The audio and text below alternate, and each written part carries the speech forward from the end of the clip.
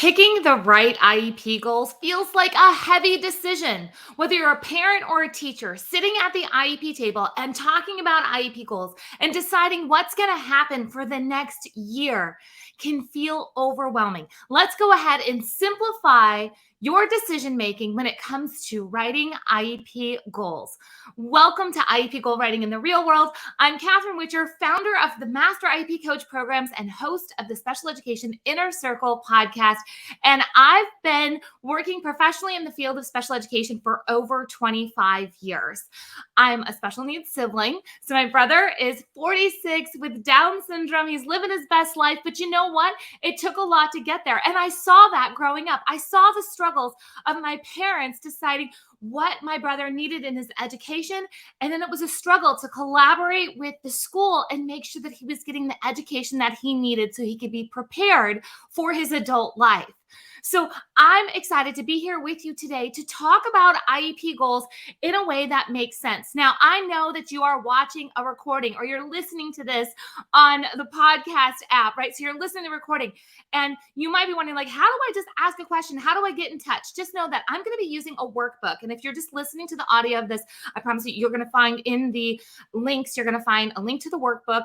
Again, here on YouTube, you're going to find a link to the workbook. So you can follow along, and inside of that workbook, you'll have information on how you and I can work together and how you can ask questions all about IEP. So don't be afraid to reach out. But let's go ahead and get started. Now, every time I talk about IEPs, which is a lot, I always start with the purpose of idea law. So I'm not a lawyer, I'm not practicing law, but I am sharing with you where to look. So idea law is that federal law that governs special education across the United States.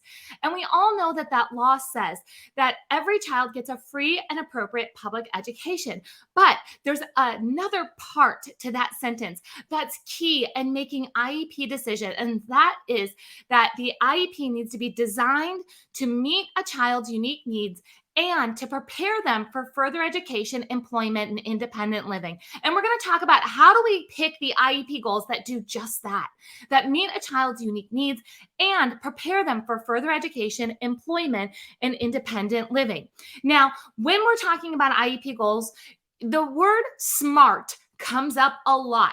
SMART goals. Yes, I absolutely want there to be SMART goals in the IEP. I want them to be specific and measurable and achievable and relevant and time bound. Absolutely, there needs to be SMART goals in the IEP. But too often, we put writing a SMART goal ahead of the objective of preparing a child for further education, employment, and independent living. So we're making a very compliant IEP by developing SMART goals, but we're not making a very future-focused or individually focused IEP, and we're putting the SMART goals ahead of what else could be considered. And I'm going to share with you what else can be considered and should be considered when it comes to IEP goal writing. Now, there's three big fails that happen when we start with SMART goals as being the objective versus putting the child first. The first thing is SMART goals are usually created from the top down, meaning that we're looking at curriculum or we're looking at state standards or we're looking at district policies. We're looking at something outside of the child and saying, okay, what do we need to work on? So instead of starting with the child first, SMART goals, when we're just focused on making sure that we have legally compliant goals, they usually come from that kind of bigger level that's not taking into consideration what a child specifically needs. The second fail when it comes to putting SMART goals first is that SMART goals can limit the opportunities for teachable moments within the school day. So we get kind of obsessed with putting SMART goals into the IEP, and we put so many SMART goals into the IEP that we don't leave time for learning outside of the goals. Now, an IEP is the minimum that needs to be given to a child during their school day to ensure that they're getting this appropriate education that meets their unique needs, that prepares them for further education, employment, independent living. It's the minimum. It's not all encompassing. It's not everything that a child is going to learn. So we don't want to put SMART goals into an IEP jam-packed to the level where we're limiting this kind of spontaneous learning that can happen. And teachers, you feel this pressure when you feel like all I do is exactly what's in the IEP and I have no time to be creative and really adapt things and go with the flow and meet a child where they're at each day. So that may mean that there's too many SMART goals. And Parents, you're going to feel this when you're like, there's so many goals that I don't even know how to really track what my child's working on. I just kind of cross my fingers and hope that all the things are getting done. When you have a streamlined IEP and you have the right goals in the IEP, not just SMART goals, but the right goals in the IEP, then you are very clear on what's happening during the school day and you have time for spontaneous learning. The other thing is SMART goals tend to be focused on rigid benchmarks, meaning that it's, first a child does this, and then a child does that, and then they move on to the next thing. You know what? Not all of our students in special education are going to learn in this linear fashion. So when we're just looking at SMART goals and saying first this, and then we work on that, again, we're not taking into consideration the individual child. So that leads me to what are the wrong goals. So we talk about SMART goals. We're going to talk about right goals. But I always say that you don't know what's right if you don't know what's wrong. I have parents that have been coming to me for decades and they say, Catherine, I know exactly where I want my child to go to school. I want them to go to this school. I want them to be in this program. And I say, okay, so you observed the other programs and they're not a good fit. So you definitely want to go to this one. And they say, well, I really didn't see the other programs. I just know. And I'm like, no, you have to go see the other programs because if you don't know what's wrong, you don't know what's right. We can't make a decision in an informed way if we don't know all of the options, right?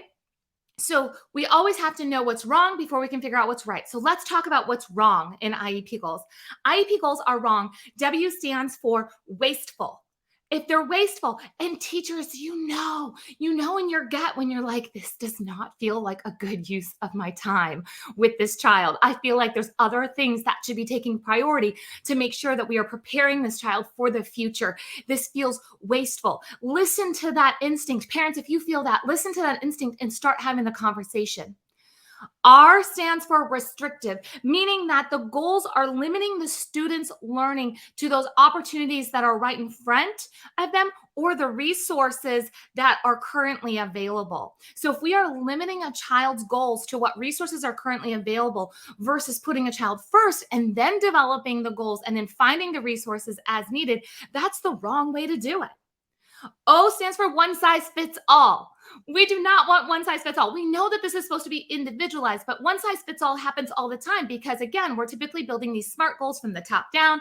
We're looking at the curriculum. We're saying how many goals can we fit in, which means that a lot of times then we have to make sure that kind of the students' goals match up because then we have to teach so much at one time. And there's, anywhere from, 5 students to 10 students to more than 10 students in a classroom. So we're kind of all working on the same thing. So it ends up in this one size fits all kind of through convenience. And that's not okay.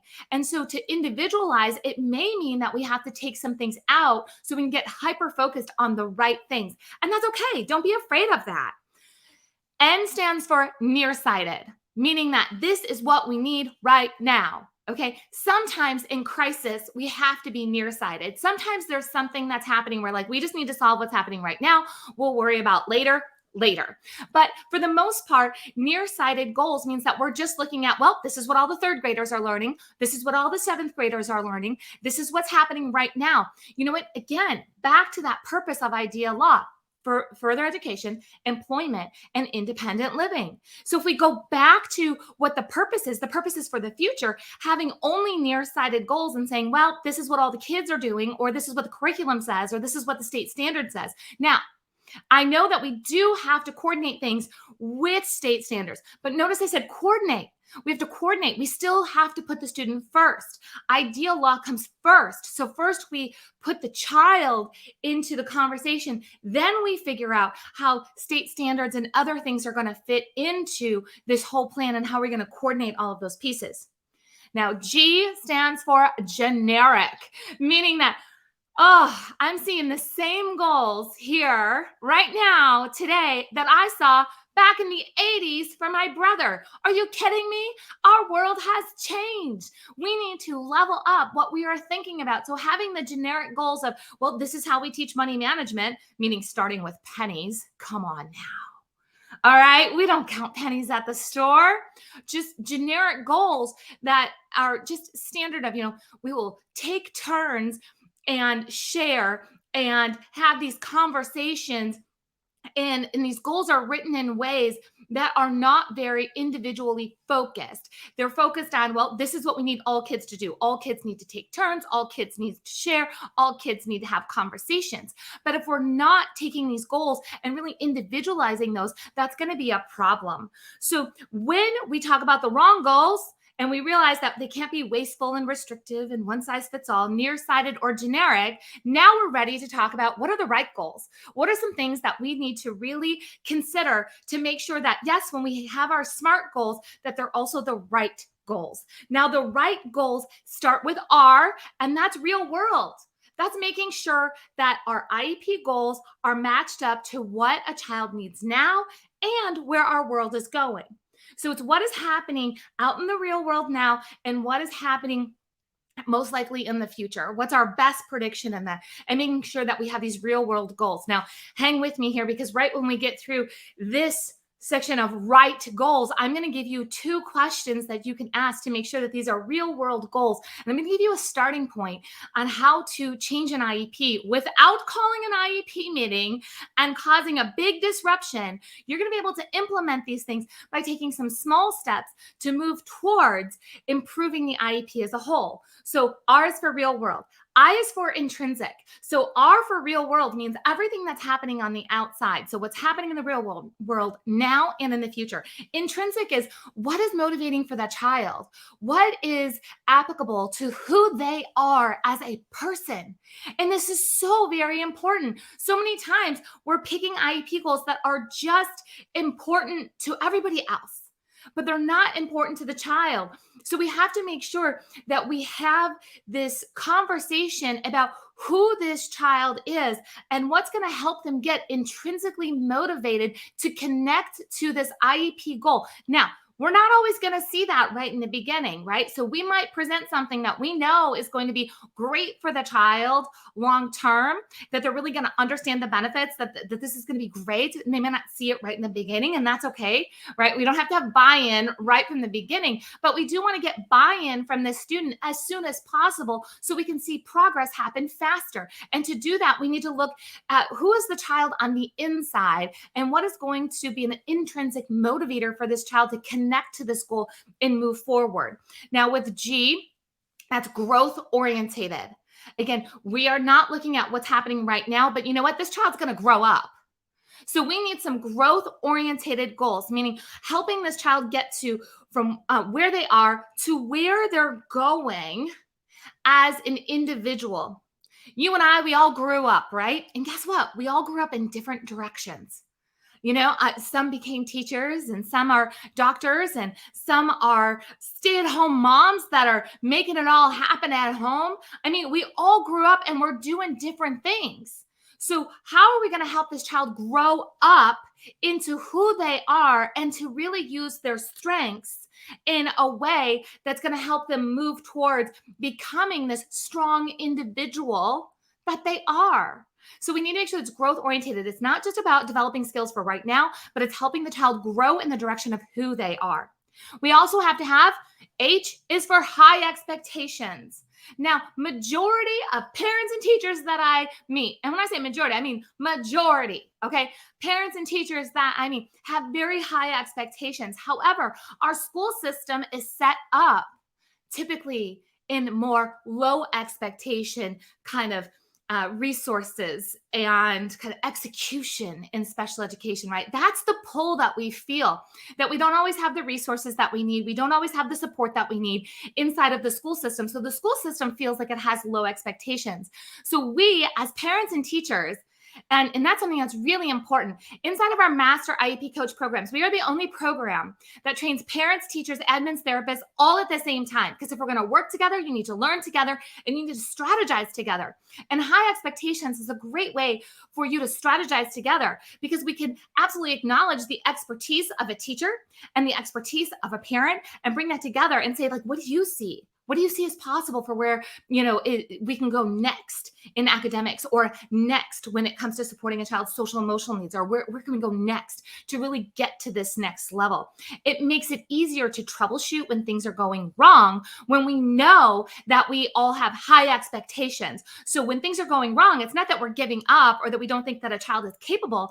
It's that we have high expectations of what is possible. So how do we support a child to get there? So high expectations is really important when we're writing IEP goals, that we're not just writing it for, well, we think maybe, or let's not make this too challenging. Now, we don't want to set a child up for failure, but we definitely want to stretch what we think might be possible. All right, ready? This is one of my favorites. T is for tested.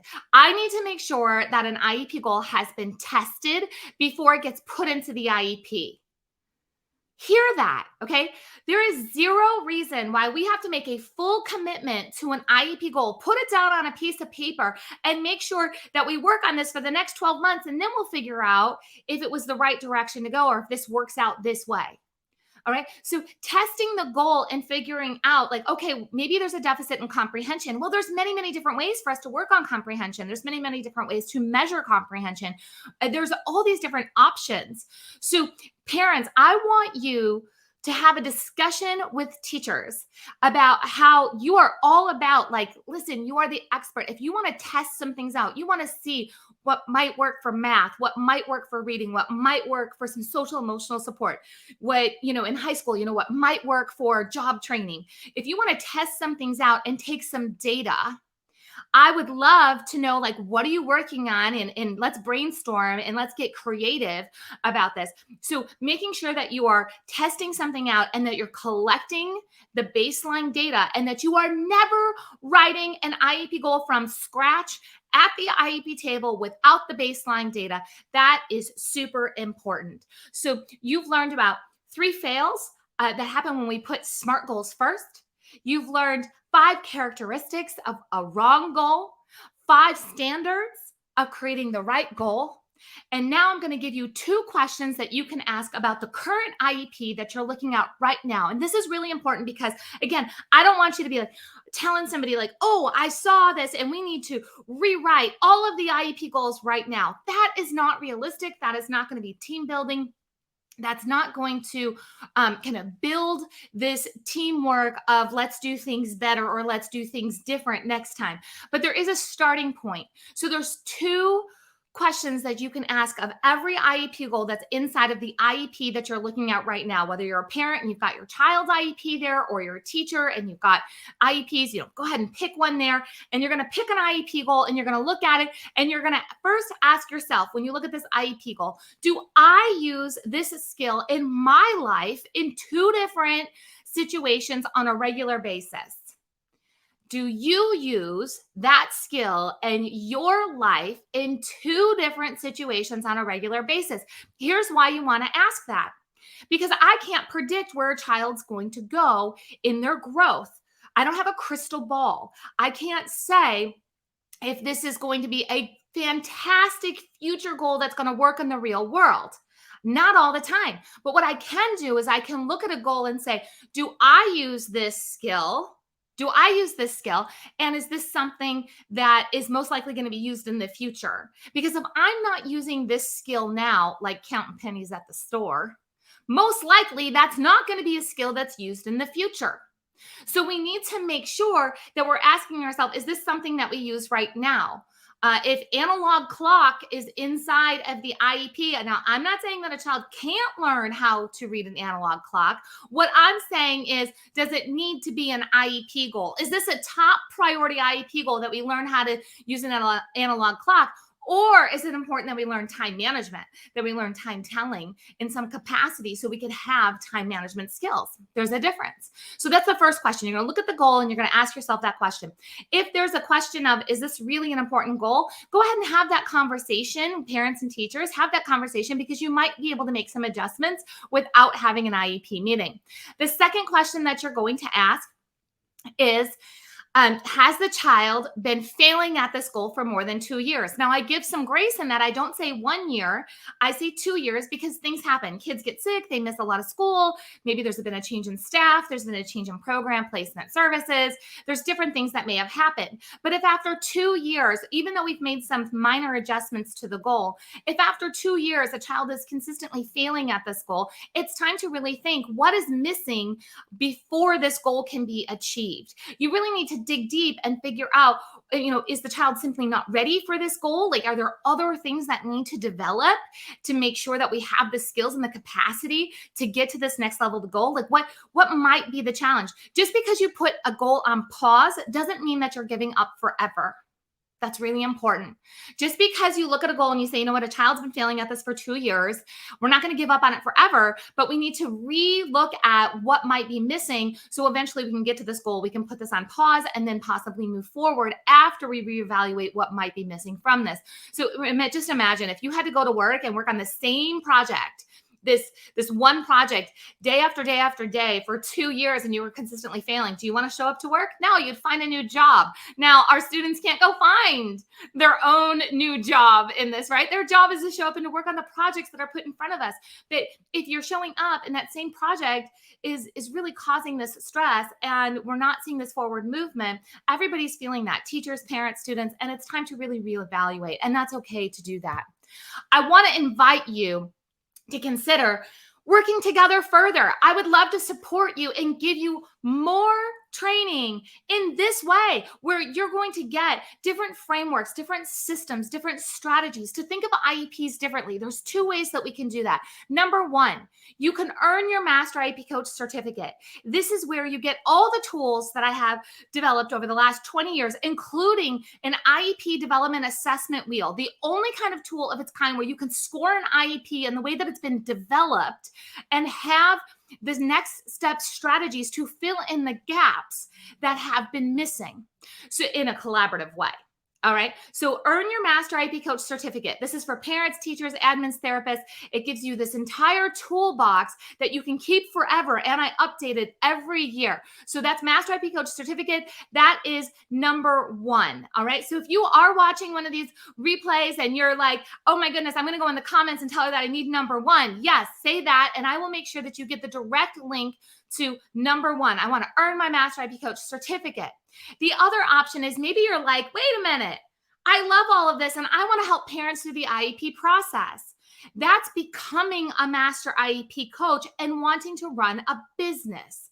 So if you want to start your own business and you want me to mentor you and show you all of the things that I've been doing for decades to help parents through the IEP process, that's the mentorship and network. So that's start your own business. That's option number two. If you have no interest in helping other people through the IEP process, you're like, no way, I just want it all for myself. That's option one. If you're like, I want it all for me and I want to help other people, that's option two. So you can go ahead, you can contact me and say, hey, I need this option. I'll send you that direct link. You can leave comments below, but there are those two options. You can also see here on the screen, masteriepcoach.com/learn. So learn is your page that you're going to see that's going to give you all of these options of what we can do to continue to work together. I have absolutely loved talking with you all about SMART goals, right goals, wrong goals, Master IEP Coach, mentorship, and certificate. Again, if you have any questions about any of this, do not hesitate to reach out. Remember, we are here to work together to prepare every child for further education, employment, and independent living by meeting their unique needs. I hope to see you inside of the Master IEP Coach programs.